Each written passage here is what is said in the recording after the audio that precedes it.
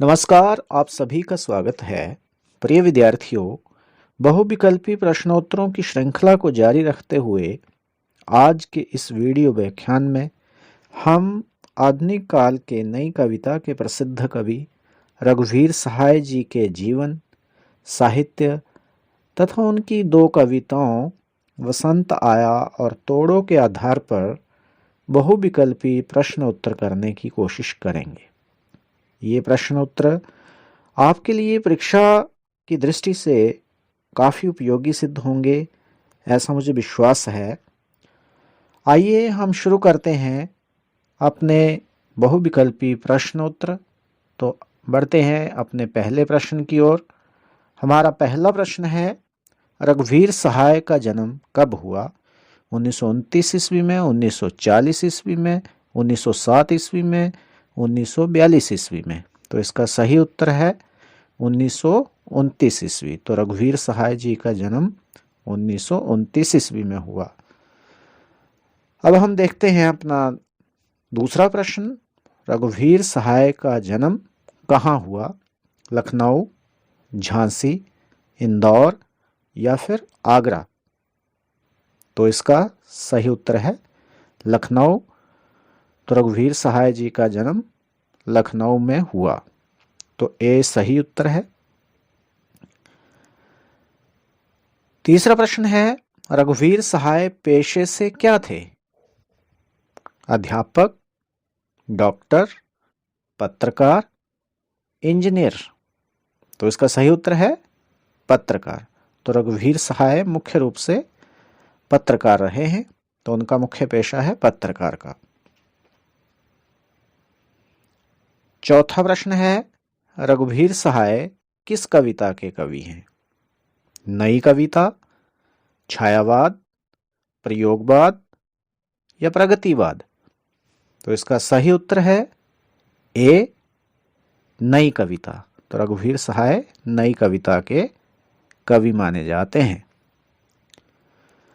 हमारा पांचवा प्रश्न है, रघुवीर सहाय की कविताएं अगे द्वारा संपादित किस सप्तक में प्रकाशित हुई? तार सप्तक, दूसरा सप्तक, तीसरा सप्तक या चौथा सप्तक? तो सही उत्तर आ गया दूसरा सप्तक। तो रघुवीर सहाय की कविताएं दूसरा सप्तक में प्रकाशित हुई थी। अगला प्रश्न है, रघुवीर सहाय किस पत्र या पत्रिका के संपादन से जुड़े रहे? और ये नाम है आपके सामने, दिनमान, प्रतीक, कल्पना या उपरोक्त सभी? उत्तर है उपरोक्त सभी। तो रघुवीर सहाय इन तीनों ही पत्र पत्रिकाओं से जुड़े रहे हैं। अब हमारा सातवां प्रश्न है, लोग भूल गए हैं किसका काव्य संग्रह है? विष्णु खरे, अगेय, रघुवीर सहाय या केदारनाथ सिंह? तो सही उत्तर आपको पता है रघुवीर सहाय। लोग भूल गए हैं, ये काव्य संग्रह रघुवीर सहाय का है। अब हमारा अगला प्रश्न है, प्रश्न नंबर 8, इनमें से कौन सी रचना रघुवीर सहाय की है? सीढ़ियों पर धूप में, आत्महत्या के विरुद्ध, हंसो हंसो जल्दी हंसो, उपरोक्त सभी? तो इनमें से कौन सा सही उत्तर है? ऑप्शन डी, ये तीनों ही काव्य रचनाएं रघुवीर सहाय की हैं। अब हमारा अगला प्रश्न है, किस रचना पर रघुवीर सहाय को साहित्य अकादमी पुरस्कार मिला था? तो रचनाएं आपके सामने हैं, आत्महत्या के विरुद्ध, सीढ़ियों पर धूप में, हंसो हंसो जल्दी हंसो या लोग भूल गए हैं? तो सही उत्तर है लोग भूल गए हैं।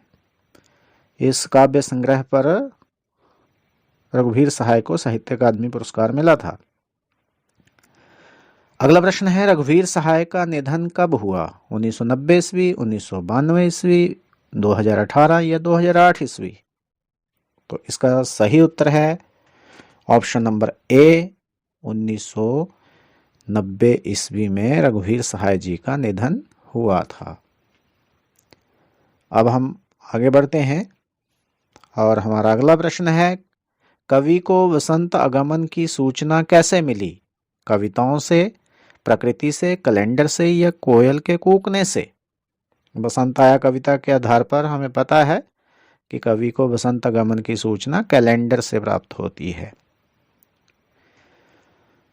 अब अगला प्रश्न है प्रश्न नंबर 12। कोई 6 बजे सुबह जैसे गर्म पानी से नहाई हो, इस काव्य पंक्ति में कौन सा अलंकार है? रूपक, मानवीकरण, उपमा या श्लेष? तो ये मानवीकरण है, हवा को मानव की तरह नहाकर आते हुए दिखाया गया है। तो अगला प्रश्न है प्रश्न नंबर 13। दहर दहर दहकेंगे कहीं ढाक के जंगल, इसमें कौन सा अलंकार है? मानवीकरण, यमक, अनुप्रास या रूपक? तो इसमें सही उत्तर है सी, अनुप्रास। दहर दहर दहकेंगे, द की आवृत्ति है, तो अनुप्रास है। प्रश्न नंबर 14 है। खिली हुई हवा आई, फिरकी सी आई और चली गई, यहां कौन सा अलंकार है? उपमा, रूपक, यमक या श्लेष? तो सही उत्तर है ऑप्शन ए, उपमा अलंकार। फिरकी सी में तुलना की गई है। तो प्रश्न 15।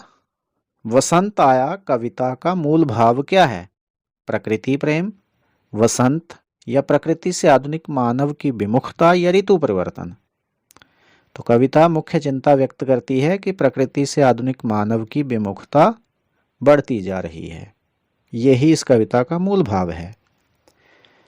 अब हम अपना अगला प्रश्न देखते हैं। तोड़ो कविता में पत्थर और चट्टान किसके प्रतीक हैं? बंधन और बाधा, मन और हृदय, प्रेम और त्याग? तो सही उत्तर है बंधन और बाधा। पत्थर और चट्टान बंधन और बाधा के प्रतीक हैं। अगला प्रश्न है। तोड़ो कविता में मन की तुलना किससे की गई है? धरती से, आकाश से, पाताल से या हवा से?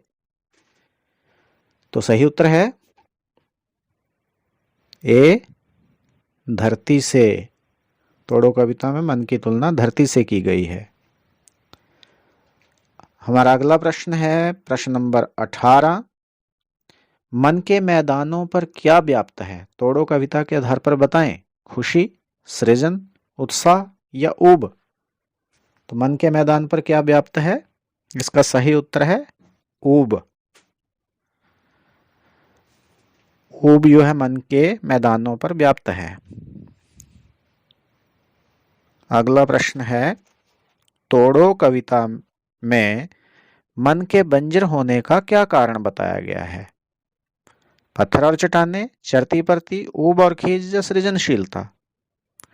तो सही है ऊब और खीज, इनकी वजह से ही मन बंजर होता है, उसकी सृजनशीलता कम होती है। तो अगला प्रश्न है। वसंत आया और तोड़ो कविता के कवि का क्या नाम है? विष्णु खरे, अगेय, निराला या रघुवीर सहाय? तो ये दोनों कविताएं रघुवीर सहाय द्वारा रचित हैं, तो इसका सही ऑप्शन डी है, रघुवीर सहाय। तो ये था रघुवीर सहाय जी के जीवन, साहित्य और उनकी 2 कविताओं के आधार पर एक संक्षिप्त सा बहुविकल्पी प्रश्नों का संकलन। मैं आशा करता हूँ कि ये संकलन परीक्षा की दृष्टि से आपके लिए उपयोगी सिद्ध होगा। इसी शुभकामना के साथ आप सभी का बहुत बहुत धन्यवाद।